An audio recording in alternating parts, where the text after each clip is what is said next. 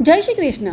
हमारे चैनल में आपका स्वागत है। भगवान श्री कृष्ण की अति प्रिय तिथि यानी एकादशी जो महीने में 2 बार आती है, एक कृष्ण पक्ष में और दूसरी शुक्ल पक्ष में। इस दिवस व्रत उपवास कर हम भगवान श्री कृष्ण की सेवा पूजा करके उनको प्रसन्न कर सकते हैं और उनकी शुद्ध भक्ति प्राप्त कर सकते हैं, क्योंकि कलयुग के समय में एकादशी व्रत ही एक ऐसा मार्ग है जिसके द्वारा हम भगवान श्री कृष्ण की शुद्ध भक्ति प्राप्त कर सकते हैं। और मार्च महीने के कृष्ण पक्ष में आने वाली एकादशी अब कुछ ही समय में आने वाली है, जिसे पाप मोचनी एकादशी कहा जाता है। और इस एकादशी के नाम से ही ज्ञात हो जाता है कि इसके पालन मात्र से ही व्यक्ति के कई जन्मों के पाप नष्ट हो जाते हैं।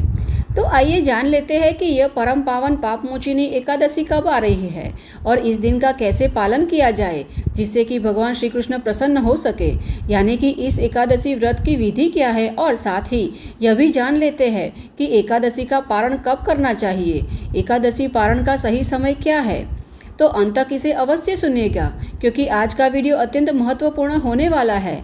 और हाँ, इस चैनल को सब्सक्राइब भी कर लीजिएगा, जिससे कि हमारे द्वारा आने वाली सभी नई वीडियोस आप बिना किसी रुकावट के देख सके। तो चलिए आज के वीडियो का आरंभ करते हैं।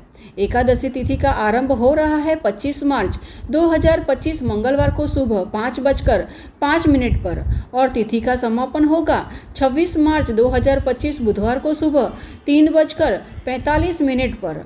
अतः उदया तिथि के अनुसार परम कल्याणी पाप मोचिनी एकादशी व्रत 25 मार्च 2025 मंगलवार को रखा जाएगा। और इस दिन ब्रह्म मुहूर्त में उठकर स्नान इत्यादि अपने नित्य कार्य पूर्ण कर भगवान श्री कृष्ण की मंगला आरती अवश्य करनी चाहिए। अतः इस दिन ब्रह्म मुहूर्त का समय रहेगा 4:45 से 5:32 तक का। अभिजीत मुहूर्त का समय है 12:03 से 12:52 का। विजय मुहूर्त का समय रहेगा दोपहर 2:30 से 3:19 तक का। गोधेली बेला का समय है 6:34 से 6:57 का। और सायं संध्या का समय रहेगा 6:35 से 7:45 का। अमृत काल का समय है शाम 5:41 से 7:15 का। अब एकादशी के दिन संपूर्ण उपवास किया जाता है। कई लोग इस दिन निर्जला उपवास करते हैं, किंतु सभी के लिए यह संभव नहीं होता। इसीलिए कई लोग एकादशी प्रसाद लेकर इस दिन का पालन करते हैं। इस परम पावन एकादशी का पालन करने से हम हमारे आध्यात्मिक जीवन में प्रगति कर सकते हैं। अतः इस दिन का पालन अवश्य करना चाहिए, जिसके फलस्वरूप हमें भगवान श्री कृष्ण की अनन्य भक्ति प्राप्त हो सकती है। एकादशी के दिन हमें ब्रह्म मुहूर्त में उठकर अपने स्नान इत्यादि नित्य कार्य का पूर्ण कर भगवान श्री कृष्ण की मंगला आरती करनी चाहिए। तत्पश्चात तुलसी देवी के समक्ष दीपक प्रज्वलित कर उनकी प्रदक्षिणा करनी चाहिए और साथ ही भगवान श्री कृष्ण के नामों का जप, भगवत गीता का पठन और श्रवण भी करना चाहिए, जिससे कि भगवान श्री कृष्ण अत्यंत प्रसन्न होते हैं। फलस्वरूप उनका आशीर्वाद हम प्राप्त कर सकते हैं।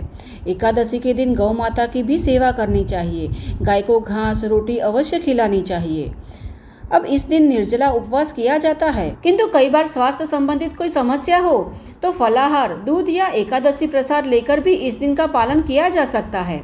किंतु हाँ, यह अवश्य ध्यान रखिए कि जो भी एकादशी प्रसाद ग्रहण करते हैं वह सर्वप्रथम भगवान श्री कृष्ण को तुलसी दल रखकर अर्पित करना चाहिए। तत्पश्चात ही उसे प्रसाद रूप में हमें ग्रहण करना चाहिए।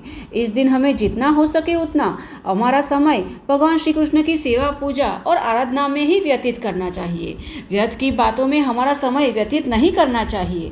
साथ ही इस दिन किसी भी प्रकार के वाद विवाद में भी पड़ना नहीं चाहिए। इस दिन संध्या समय में भी भगवान श्री कृष्ण की आरती पूजा सेवा करनी चाहिए और तुलसी माता के समक्ष फिर से दीपक प्रज्वलित करना चाहिए और फिर अपने परिवार एवं वैष्णवों के साथ बैठकर भगवान श्री कृष्ण के नामों का जप, सत्संग, कीर्तन एवं एकादशी कथा का श्रवण या पठन अवश्य करना चाहिए। तो इस प्रकार पूर्ण श्रद्धा एवं भक्तिभाव पूर्वक एकादशी व्रत का पालन करना चाहिए और फिर दूसरे दिन हमें एकादशी व्रत का पारण भी अवश्य करना चाहिए। और एकादशी व्रत का पारण करने के लिए भी हमें दूसरे दिन ब्रह्म मुहूर्त में उठकर अपने स्नान इत्यादि नित्य कर्म पूर्ण कर भगवान श्री कृष्ण की मंगला आरती करनी चाहिए, तुलसी देवी की पूजा करनी चाहिए और उन्हें पर्याप्त मात्रा में जल अर्पित करना चाहिए। और फिर शुद्ध एवं स्वादिष्ट व्यंजन और पकवान बनाकर भगवान को भोग लगाना चाहिए और तत्पश्चात ही पारण के निश्चित समय पर हम भगवान को अर्पित किया हुआ भोग प्रसाद रूप में ग्रहण कर अपना व्रत पूर्ण कर सकते हैं। इस दिन हम भगवान के लिए जो भी व्यंजन बनाते हैं वह शुद्ध होने चाहिए, यानी कि लहसुन प्याज का बिल्कुल उपयोग नहीं करना चाहिए। और हाँ, भगवान को जो भी भोग लगाए वह तुलसी पत्र बिना भगवान स्वीकार नहीं करते हैं, अतः भगवान को भोग अर्पित करते समय तुलसी पत्र अवश्य रखना चाहिए। और इसीलिए दूसरे दिन यानी 26 मार्च बुधवार को पाप मोचिनी एकादशी व्रत का पारण किया जाएगा और व्रत पारण का शुभ मुहूर्त दोपहर 1:41 से शाम 4:08 तक का रहेगा।